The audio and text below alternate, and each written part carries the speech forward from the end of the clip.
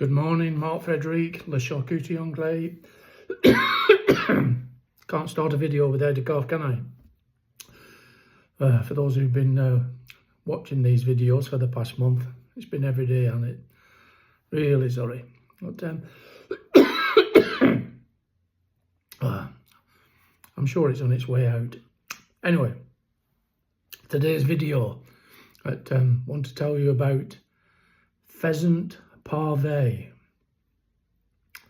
A lot of you may not be familiar with Pheasant Pave, and that's not really surprising, as it was, I suppose you could say that was, or dare I say it was invented by myself, or I give it the name, but I've stolen the idea from the German Leberkäse product, which is essentially a meatloaf. But because we're right in the middle of shooting season right now, so there's lots of pheasants available. In fact, there's quite, there can be quite a glut, and people sometimes struggle as to, what they can do with it. And recently I did a video on the German Leberkäse, and there I described how the traditional ingredients was beef, bacon and pork, which is fantastic. But they also do other versions, including horse meat and turkey. And that inspired me, to play around in my mind. What should we be making this time of year? Well, of course, shooting season, I've just mentioned it. We've got a glut of game birds. And this lends itself fantastically to this product, and I thought, what should I call it? Well, I came up with pave, because pave steak, as you know, or steak pave, is essentially what's called a square steak. And because Leberkäse is made in terrine form, and when you make slices, they're essentially they're relatively square. So I thought, let's see if I can play around with the recipe, because Leberkäse, they also traditionally use horse meat and turkey, and I thought, well, what if I could make it totally about poultry?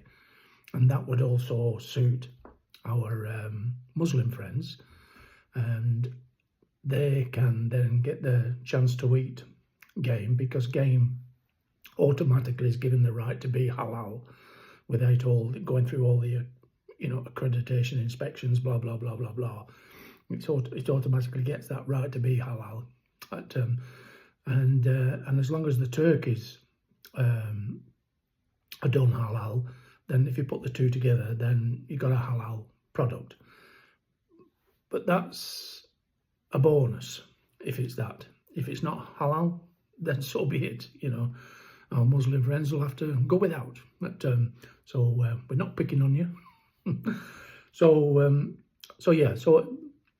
I was going to knock up the horse meat and turkey, because we're into November 2025, and but my local market where they sell horse meat, it's a few days away, and even then they may not have it. I may have to order it, and I was keen to get this video done and get the product made.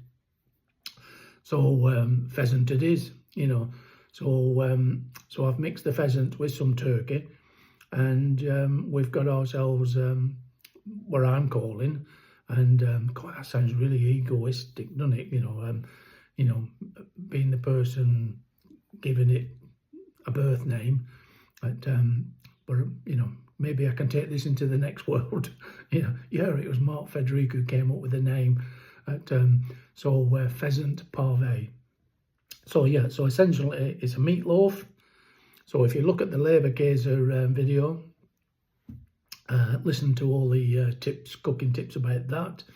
Okay, so you put that together, you get it baked off in the oven in your terrine, and then cure your pheasants for a day or two, just to bring a bit of colour. They've already got natural colour anyway.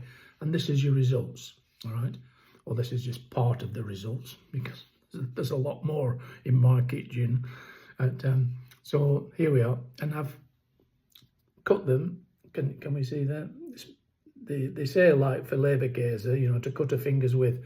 And I said to you in the last video, you know, I like to cut a finger and half, and that's definitely a finger and half for me. I've got big fingers, so you're most likely, this will be 2 fingers thick, and that's the way I like it. So of course, what do you do with it? This is now a cooked product. You can be selling this in your meat counters if you're butchers, in your deli counter, because it's a cooked product.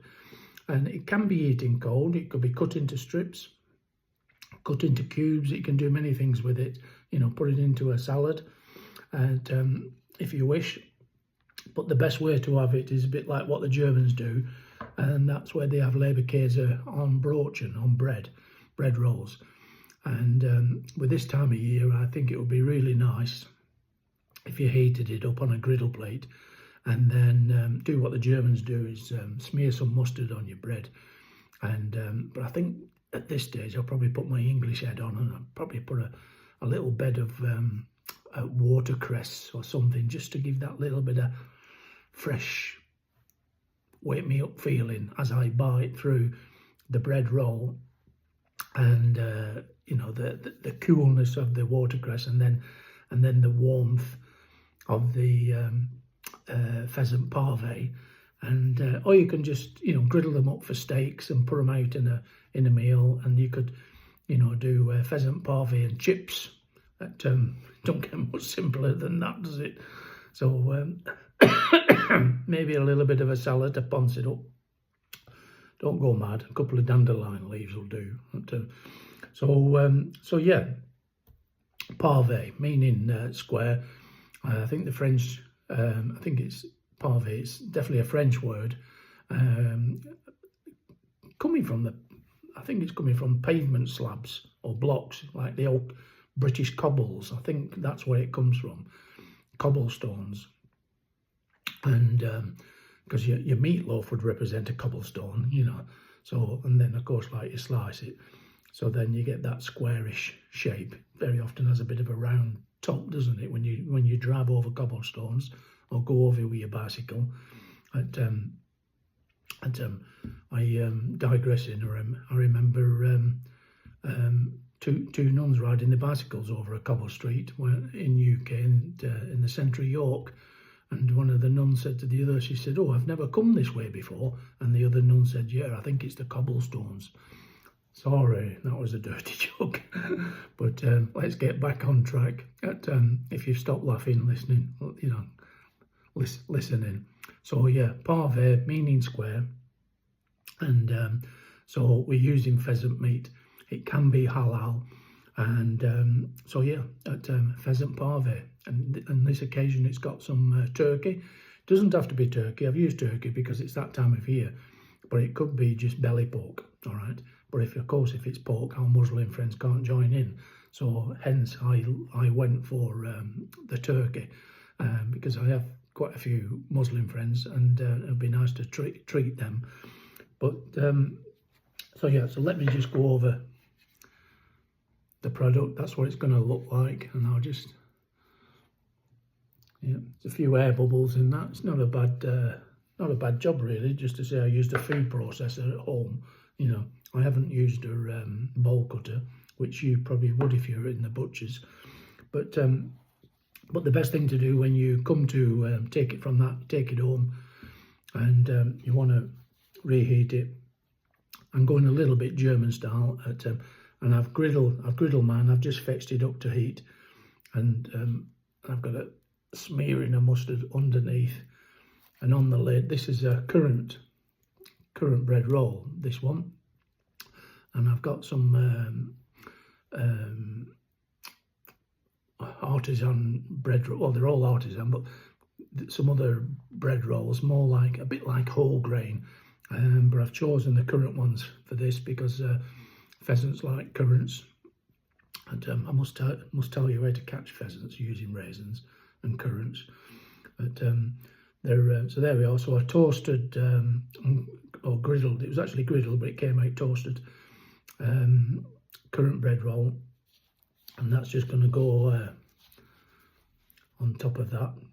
I'll tell you what, since I've mentioned it, currants, if you get a piece of cardboard and make a little cone, only about this deep, wide enough to take a pheasant's head, put some currants in, put the cone in the ground. This is if you want to catch a pheasant. Smear it the inside of the cone with sticky jam or honey.